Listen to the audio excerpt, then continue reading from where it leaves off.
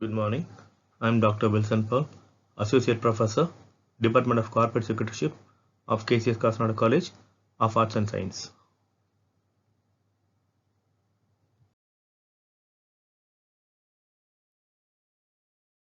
Now, let us see sum number 7 in the chapter Ratio Analysis. Okay. Now, the following are the ratios related to the trading activity of Money and Limited. Receivable turnover ratio, 3 months. Gross profit to sales, 25%. Gross profit for the year 31st December 1995 amounted to 4 lakh. Bills receivable amounted to 25,000. Okay, you're going to calculate sales and debtors. Now, since the receivable turnover ratio is 3 months, okay, suppose if it is given in 3 times, nothing, if it is nothing is given, only 3 is given, in that case, it is nothing but turnover ratio. The formula will be credit sales by average receivable. Now, it is given as month, therefore, we'll take the velocity ratio. The receivable turnover ratio is, since it is given in month, we'll start from the month, not days. We are not going to use any days here. The problem says only specifically it is sum. Therefore, we'll start only from the month. Therefore, how many months in a year? 12. 12 divided by x is equal to 3. That is the formula we'll apply here. Now, 12 divided by x is equal to 3 is nothing but when x is equal to 4 times. Okay. Now, x will be 4 times. Now, next. Excuse me. Next. Debtors turnover ratio. Now, the 4 times is nothing but the debtors turnover ratio. Now, the debtors turnover ratio will be credit sales by average receivable. Okay, the credit sales will be 4 lakh, which is given there in the sum. Is it so? No, it is given as gross profit. The 4 lakh is nothing but gross profit, and the ratio for gross profit is 25%. Okay, now we are going to convert this into sale. In which case, if this 25% is 4 lakh, what will be for 100%? Because both are gross profit. The gross profit is 25% and the amount for gross profit is 4 lakh, which means if 25% is 4 lakh, what will be for 100%? We'll cross multiply, which case 100 into 4 lakh by 25. That's what is given here. 4 lakh into 100 by 25 will give me 16 lakh. So that will be my credit sales. Okay. Now I'll write the formula now. Credit sales by average receivable. I don't know what is the average receivable. Therefore, 16 lakh by x is equal to 4 times. Okay. Now, what will be the x now? X is equal to 16 lakh by 4, which will be 4 lakh. Now, I'll go to the average receivable. What is the formula for average receivable? Opening debtor, opening BR, closing debtor, closing BR, the whole divided by 2. The problem, in this problem, it is nothing about opening is given here. Therefore, the opening is not there. When opening is not there, we will only divide by 2 as well. The closing alone will be the average, which means when I add closing debtors and closing BR will give me the average. Okay. Now, that is continue the next slide. We'll see the next slide now.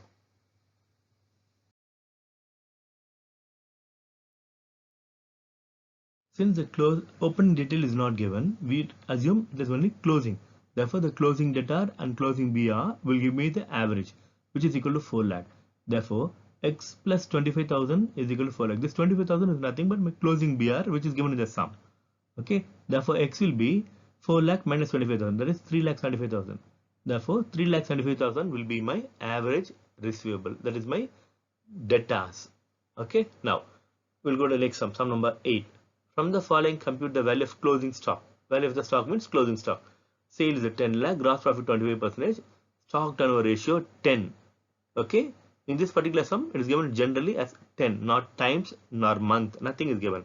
If nothing is given, we assume it is only times. Okay. Then closing stock is more than the opening stock by 25,000. Okay. In that case, there is some value for opening stock is here. Okay. Now we'll see the stock turnover ratio. The stock turnover ratio will give me, so the formula is cost of goods sold by average stock. Without knowing the formula, you can't do the sum. Okay. So please memorize the formula first. Initially, we memorize the formula, then work out the sums. The cost of goods sold by average stock is equal to 10. Therefore, my cost of goods sold will be, out of 10 lakh, 25% is my gross profit. Out of 10 lakh, what is the 25% value? Is 2 lakh 50. Therefore, my cost of goods sold will be 7 lakh 50,000 divided by x is equal to 10. What will be the value of x now? 7 lakh 50,000 divided by x is equal to 10. Now, therefore, x is equal to 7 lakh 50,000 divided by 10. Therefore, my average stock will be 75,000. Okay. Now, what is the formula for average stock? We'll see in the next slide now.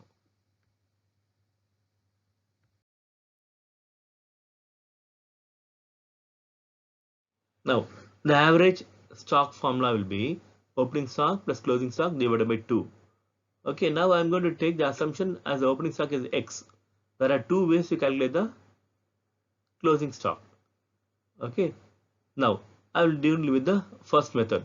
I'm going to take assumption that X as a opening stock as a value of X. Therefore, X plus the closing stock is 25,000 more than the opening stock. Therefore, I'll take X plus 25,000 for closing stock. Okay, then X plus 25,000 divided by 2 will give me 75,000. Therefore, X plus 25,000 is equal to 1,50,000. That is, this 2 will go to the other side. Now 75 into 2 will become 1,50,000. Therefore, now there are two X are there. Therefore, X plus X will be 2X. 2X is equal to 1,50,000 minus 25. That is 1,25,000. Now X will be 1,25,000 divided by 2. Therefore, my opening stock will be 62,500. X is nothing but opening stock, isn't it? Therefore, X will be 62,500. Now closing stock will be 25,000 more than that. Therefore, 62,500 plus 25,000 will give me 87,500. So that will be my closing stock. There's another way to find closing stock. Here, the second method is given here. The closing stock is 25,000 more than the opening stock. Therefore, I'll take the average stock first. That is 75,000 plus my half of the excess of closing stock over the opening stock. The excess value is 25,000. Half of 25,000 is nothing but 12,500. Therefore, 75,000 plus 12,500 will give me 87,500. This is the shortest way to find the closing stock. Okay, any method you follow, you get the correct answer. The answer will be same. The answer will not differ. Okay, now we'll go to the next sum.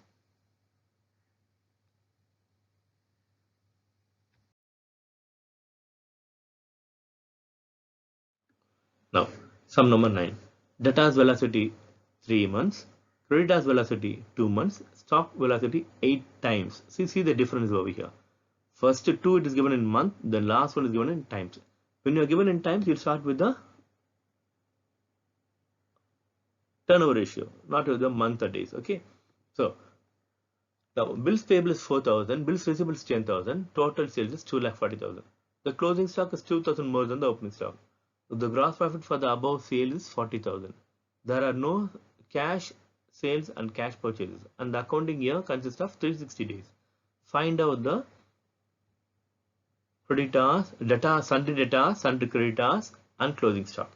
Okay, even though the closing stock is given in the last question, we'll start with that first. Whenever the sales is given first, in that case, we'll start only with the closing stock first. That is stock turnover ratio first, not with the debtors or creditors. Okay, keep that in mind. Whenever sales is given, we'll start only with the stock turnover ratio. Here the sales is given in rupees. We'll start with the stock turnover ratio first. Okay, now what is the stock turnover ratio? Cost of goods sold by average stock. Cost of goods sold by average stock is equal to 8 times. My cost of goods sold is 2,40,000 minus 40. 2,40,000 is my sales, and the gross profit is 40,000. Therefore, 2,40,000 minus 40 will give me 2 lakh. Divided by x is equal to 8. What will be the value of x now? X is equal to 25,000. Okay, next.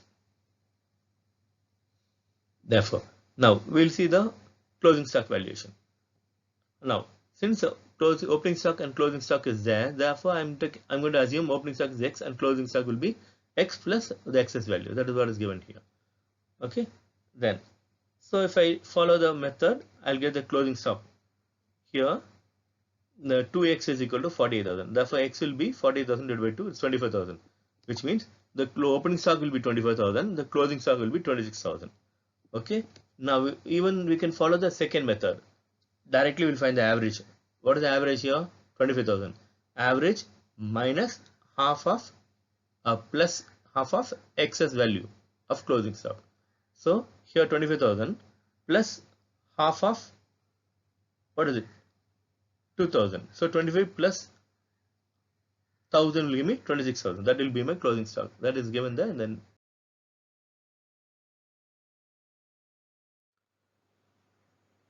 that you can try. Okay, next one. Here. Now we'll go to debtors now. Calculation of debtors. The debtors velocity. Number of days a month in a year is 12. Because it is given in month, isn't it? Therefore, 3 months. Therefore, we'll convert this into time first. 12 divided by debtors turnover ratio is equal to 3 months, which means X debtors turnover ratio will be X. Therefore, X will be 4 times. Is it clear? Now, debtors turnover ratio is equal to credit sales by average receivable. That is it, 4 times that we found out now. Therefore, credit sales is 2,40,000. The problem clearly says there is no cash purchase or cash sales. Okay, the whole amount will be credit sales. 2,40,000 divided by X is equal to 4 times. Therefore, X will be 60,000. Okay. In this problem, there's nothing is said about the opening debtors and opening BR. Therefore, the closing debtor, closing BR alone will be the average. Okay. Next, the closing debtor, I don't know X. My closing BR is given as the sum as 10,000. Therefore, X plus 10,000 is equal to 60,000. What will be the value of X now? X is equal to 60,000 minus 10,000 is 50,000. That will be my closing debtors. Then for creditors, we'll see in the next slide.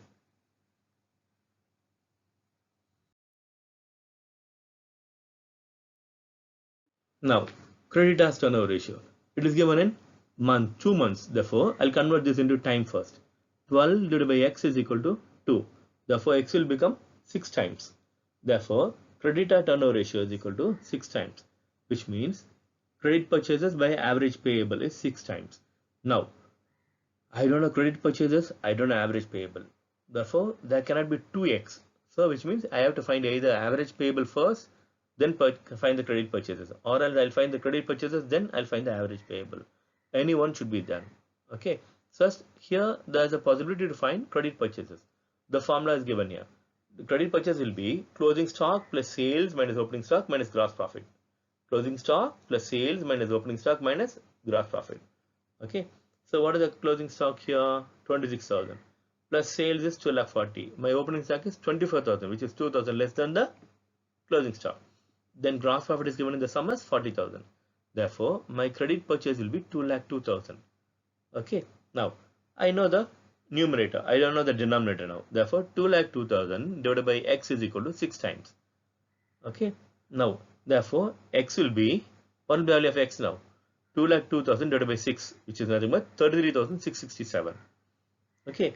Even this case, there is no opening creditors and opening bills payable. The problem is silent with that. Therefore, we assume only the closing will be the average. The same we did.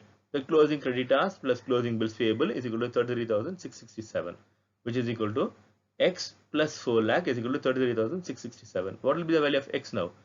33,667 minus 4,000 is 29,667. That will be my closing creditors. So that is the end of the sum.